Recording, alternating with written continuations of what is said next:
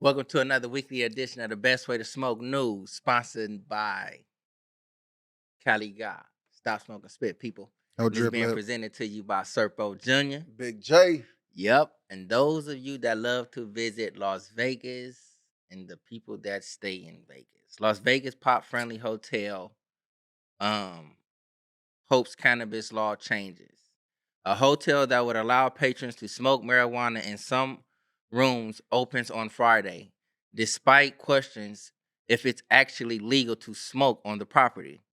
The Lexi Hotel is located near Sahara and the I-15 and is considered the flagship property of Elevation Hotels and Resorts. Elevation developed the concept of marijuana exclusive hotel at its first property in Phoenix. Under state law, people can only consume marijuana in a private place unless they have a consumption lounge license. So that's a consumption lounge license. The Lexi doesn't have such a license and wouldn't even be able to get one since it's within 1,500 feet of the Palace Station Hotel and Casino. So whatever those distances and stuff that is, they like, man, to hell with all of that shit. Like, you know what I'm saying? We finna open this up and we finna see what's going down. So if like, shouts out to the Lexi, if y'all finna just go ahead and open that up, long as you, I believe, 1,500 feet away from that Palace Station Hotel and Casino, I guess it seemed like you cool. So hope you like 1,501 feet away. You good. Out the way. Out of sight, out of mind. Moving on. Deputies admit gang affiliation. Shows tattoos in court. Reported in the Los Angeles Times. For years, the existence of deputy gangs within the Los Angeles County Sheriff's Department has been a point of contention, with officials like former Sheriff Alex Villanueva publicly disputing that the secret organization even exists. Last week, however, a deputy testifying in court revealed his involvement in one of those groups and even displayed the telltale tattoo that alleged gang members receive upon institution. Deputy Jaime Herrera's said that during his time in the Compton station, he joined the executioners and was inked with a helmet wearing skeleton gripping a rifle.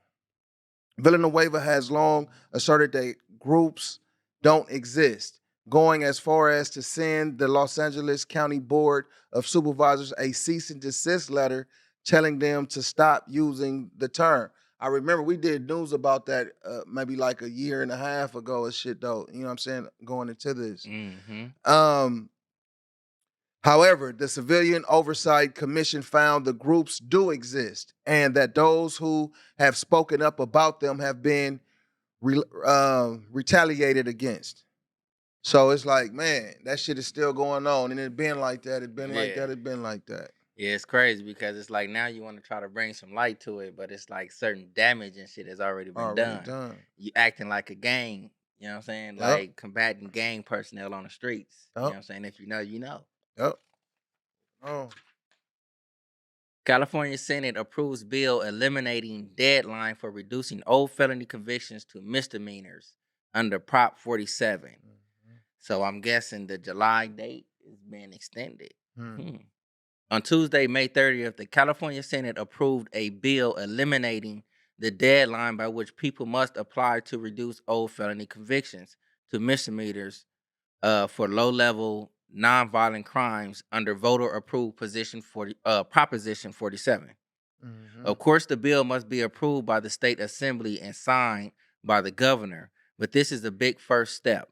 The new bill, SB 749, introduced by Senator Lola Smallwood Chavez, a Democrat within Los Angeles, would allow more Californians to remove the long list of restrictions and barriers placed on the lives of people living with the old felony conviction. So if people got the news kind of late and they trying to say you need to have your paperwork in, you know what I'm saying, by July such and such. Now I believe that was for a certain type or whatever it was, because some people you probably would have fell up under like it'll automatically be reduced. while Mhm. others, you may have to go in and actually like put in and petition for it. Right. You know what I'm saying? So that deadline right there is actually pushed. You know Yep. what I'm saying? So if it's something that like, all right, that you feel as if it should be dropped off, and then it automatically and like something coming and like, all right, it didn't, you got time to like go and get that together. Yeah, and I can't think of the bill right now though. But like when I did my paperwork, it was two different. It was this one and a different one because it's two different forms that you have to fill out. I Hmm. can't think of the other one though. But yeah, man, just y'all be aware, man, and people that want to get their records expunged or get the felony lowered down to a misdemeanor so you can get it expunged. Tap in with it. Yes, yes. Moving on. Minnesota becoming 23rd state to legalize recreational marijuana.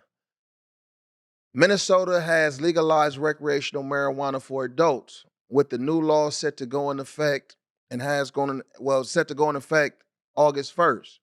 Governor Tim Walz on Tuesday, May 30th, signed into law a bill allowing marijuana possession for people 21 and older, expunging marijuana conviction records, and creating a new regulatory plan for the substance.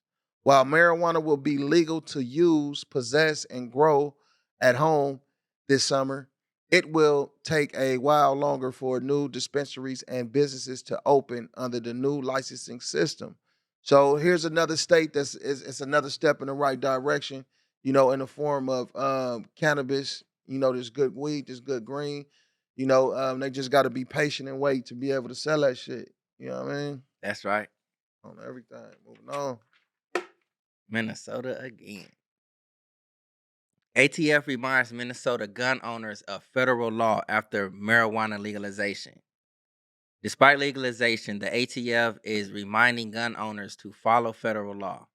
The Bureau of Alcohol, Tobacco, Firearms, and Explosive wants to remind Minnesotans, even though the state law has changed, federal law still defines marijuana as a controlled substance like heroin, LSD, and ecstasy. The Federal Gun Control Act of 1968 prohibits any person who is an unlawful user of or addicted to any controlled substance as defined by the Controlled Substance Act of 1970 from shipping, transporting, receiving, or possessing firearms or ammunition. Until marijuana is legally federally is until marijuana is legalized federally, Mhm. firearm owners and possessors should be mindful that it remains federally illegal to mix marijuana with firearms and ammunition, said ATF's acting special agent in charge, Jeff Reed of St. Paul Field Division. As regulators of the firearms industry and enforcers of firearms law, we felt it was important to remind Minnesotans of this distinction as the marijuana laws adjust here in the state of Minnesota. So pretty much the two don't mix. You know what I'm saying? I believe I was saying something about this like a little while ago. You know Mhm. what I'm saying? It's like they trying to like a business. If you associated with it, whichever way, you know what I'm saying, you're not gonna be able to like really possess a firearm. And Mhm. it's like Minnesota, you know what I'm saying, since they just now like legalized marijuana, they wanna, you know what I'm saying, put this notice up out there. And it's like sometimes like you just gotta really get into the law of the shit because sometimes ATF be like they don't even know what the fuck they talking about. Right. They don't even be knowing their own rules, laws, regulations, or whatever it is that they have. Mhm. So I just say actually really just like look into it. On everything. That's your weekly news. Brought to you by Best Way to Smoke, Serpo Jr. Big J. There you go. Big J.